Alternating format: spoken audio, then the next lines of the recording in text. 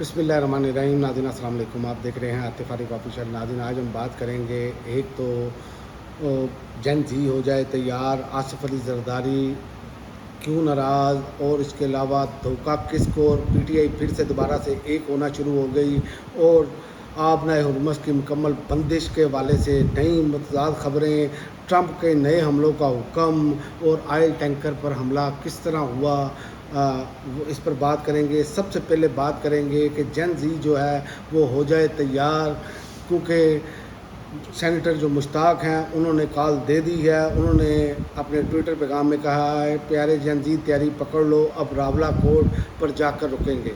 उन्होंने कहा, पीर 3 अगस्त को सुबह 10 बजे तारीखी इंसानी इमदाद दी काफिला अमन के सफ़ेद झंडों के साथ F10 मरकज़ इस्लामाबाद से रावला कोर्ट जाएगा और मुहासरा तोड़ेगा। तो ये उन्होंने कहा है सेनेटर मुश्ताक ने। और ये मामला जो हैं, अब जन जी जो है वो उन पर जो है नज़रें वो आ चुकी हैं, और जो एहतजाज के मामला हैं वो बढ़ते जा रहे हैं। कश्मीर के हवाले से आगे 5 अगस्त को पीटीआई का एक बड़ा पावर शो और आगे का लाए अमल देने का ऐलान है। उस पर पीटीआई अब एक होती हुई नज़र आ रही है। उसमें अली अमीन गंडापुर ने कल वाज़ा तौर पर मैसेज दिया कि हम सबको एक होना पड़ेगा, आपस के इख्तिलाफ़ात छोड़ने होंगे, मरकज़ क्या रखना है। तो उसकी तायीद अलीमा ख़ान ने की। अलीमा ख़ान साहबा ने उसके बारे में कहा कि अली अमीन गंडापुर का मैदान में आकर यकजहती का पैगाम देना इंतहाई खुशाइंद और काबिल तहसीन है।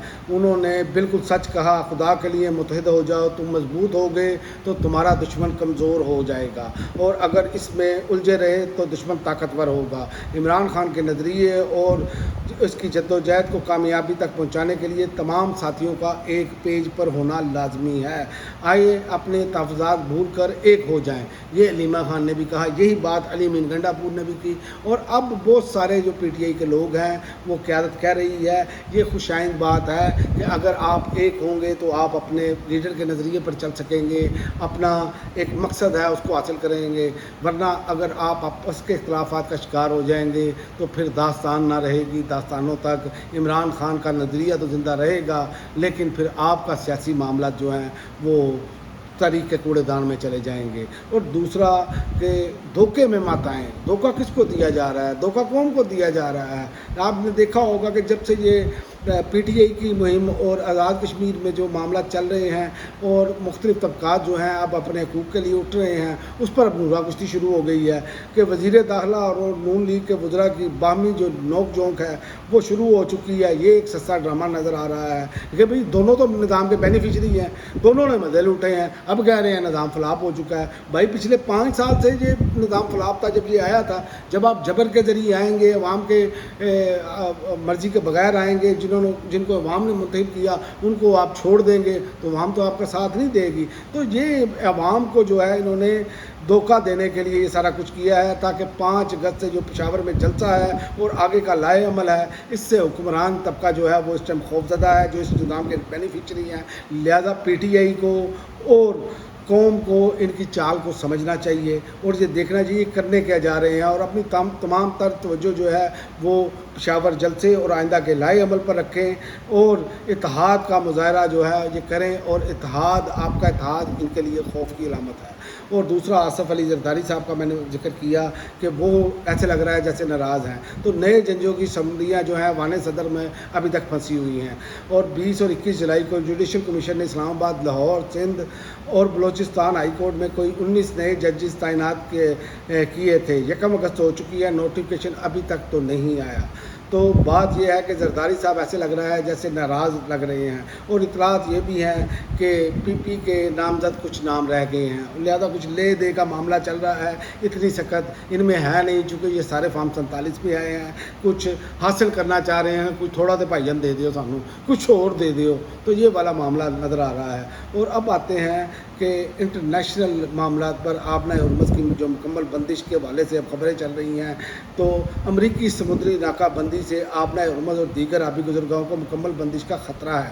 ایران نے اب اس کی وارننگ دے دی ہے۔ انہوں نے کہا واشنگٹن کے اقدامات کے نتائج عالمی معیشت، توانائی کی منڈی اور امریکی ووٹروں کو مہنگا بھگتنا پڑے گی۔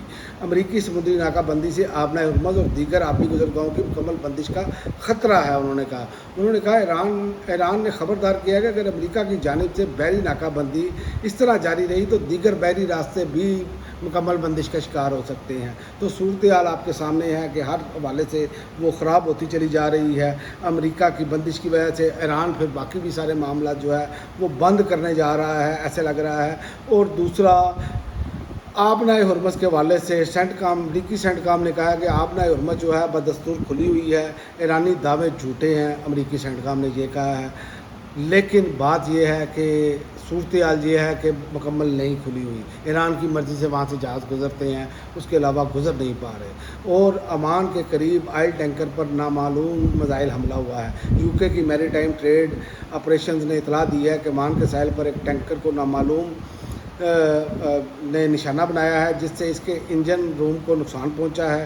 میری ٹائم نے نوٹس میں کہا ہے کہ اس جہاز کی کمپنی کے سیکیورٹی آفیسر کی طرف سے ایک رپورٹ موصول ہوئی ہے۔ یہ واقعہ عمان کے لیما سے 11 نائکل میل شمال مشرق میں پیش آیا ہے۔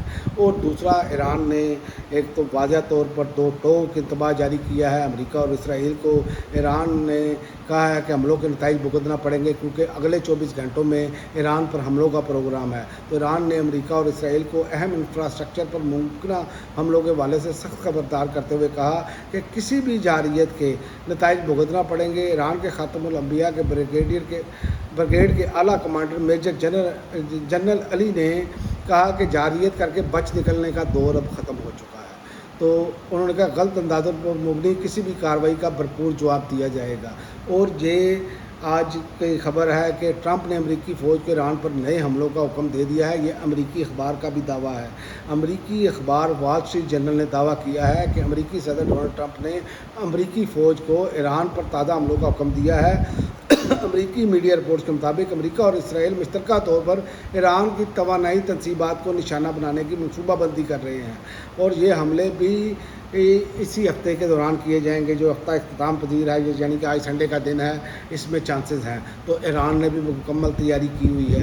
اگر ایسا کوئی معاملہ ہوتا ہے تو یہ اب ایک بڑی جنگ کی طرف بھی جا سکتا ہے اور یہ پھیلتی ہوئی نظر آ رہی ہے۔